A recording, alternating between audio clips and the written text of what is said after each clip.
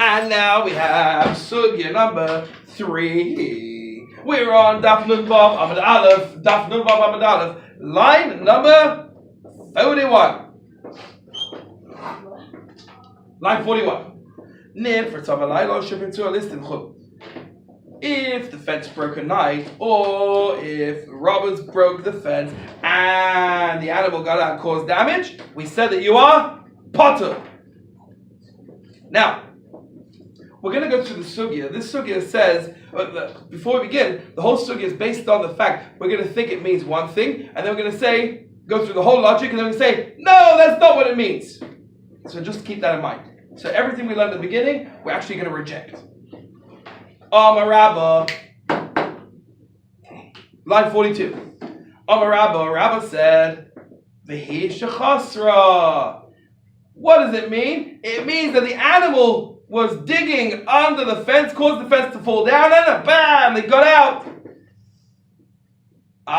So that's what Rabba says. The cases where it dug out. But the Gemara now says that implies if it didn't dig out, what's the halacha? Chayiv. You'll be chayiv. If the fence falls down without the animal digging, then you'll be chayiv. That's what that implies. Now, this doesn't work. This is going to be a problem. Why? Heichi, dummy. How does this work? What exactly is the case this works in? If you're going to say that it's a strong fence, a fence that can withstand or any wind or whatever it is, or wind, normal wind,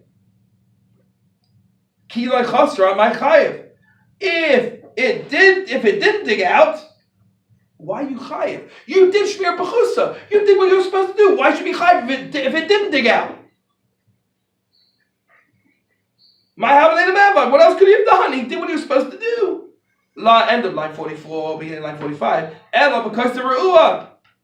So it must be a case where it's a bad fence, a fence that would have fallen down anyway. So 1 second. If it's a bad fence, that it would have fallen down anyway.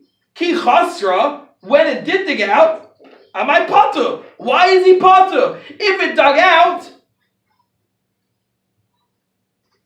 if it was a bad fence anyway, that was going to fall down, so then you should have been extra careful. There's no reason you should be potter if it did dig. So the Gemara answers something that is brought down elsewhere in Bava Kama. It's a case where the beginning is pashia, the beginning is negligence, and the end is oines. The end is an accidental thing. The case that's brought down in the Gemara over there is where you took money and you hid it in a granary, right? Which is a place that is safe from robbers, but it can burn easily. And then, in the end, it got stolen. It didn't burn. So you put it in a place that was negligent, but that negligence isn't what actually happened at the end to cause the damage. Now it's machlokes over there, whether you chayav a potter. So our case must be tchilas pashia, where it begins with pashia. You left it in the animal in the place where it had a bad fence, and at the end it ended up with eines. Why? Because the animal dug under and caused it to break. That's not normal. That isn't eines. That's not a regular occurrence. So therefore, you must be potter. Now we're going to prove this. Line 46, beginning of the line. Line 46. Don't let my pencil, please. You're breaking it. Line 46. This only works out according to the opinion over there where it says, who says that you're potter for tchilas of Pashia b'soif ba'aynes. But what about according to the person who says that you're chayiv in the case of tchilas of Pashia b'soif ba'aynes? Michael Amema, what are you going to say over there, huh? What are you going to say? There's nothing you can do about it. So it's not a slam dunk. It only works out according to one opinion. And we need an answer that works out according to all opinions. Ella, line 47, towards the end of the line. Ella, masnisa because sabari, rather. So we're going to throw all that away. But our case is talking about we have a strong fence, the afilu loy chasra, and your potter even if it didn't dig under. Why? So the case of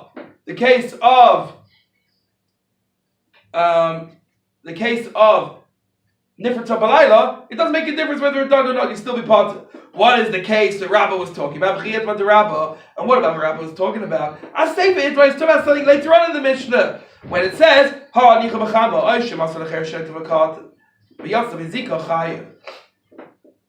Rabbah, when he says, Hu Chasra, it's talking where you left it in the sun, or you gave it over to a Cherishat V'Katan and it gets out, damages, then you're chayiv.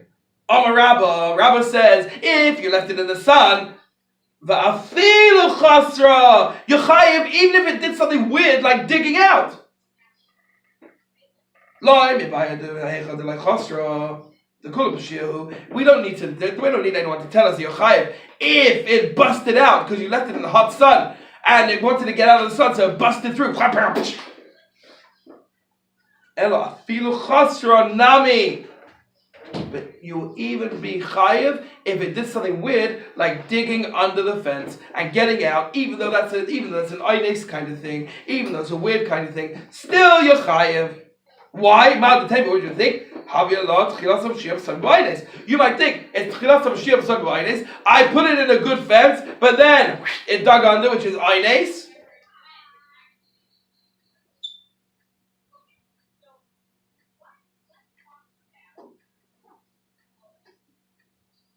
I'm sorry, I messed up over here. Let's go back. But at the beginning of line 50, I skipped the line. You don't have to tell me if it didn't dig out that you're chayev. Why? The kulam pshir. Then it's complete pshir. Oh, I didn't. We'll just say it again. Okay, so it's all pshir. I left it in a place that was completely pshir. I left it in the sun. Bam! It smacked out. I feel a chasra nami. Ella, I feel a chasra nami. Even if it did dig out, you're still chayev. Why? Mount the table. What do you think? It's a case where you left it in pshia in the hot sun for oines and it got out by oines by digging under.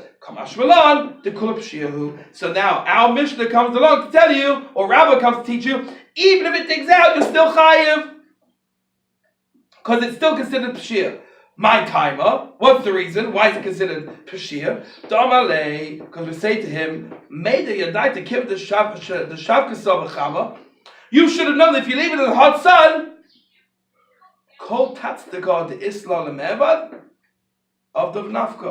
that the animal will do whatever it can to get out of the hot sun. So even if it does something weird like digging under, you're still going to be chayiv because it's still pashia, because you left it in a case, in a situation that couldn't do, it had no other choice, and that's considered pashia. And that's the end of sugya 3.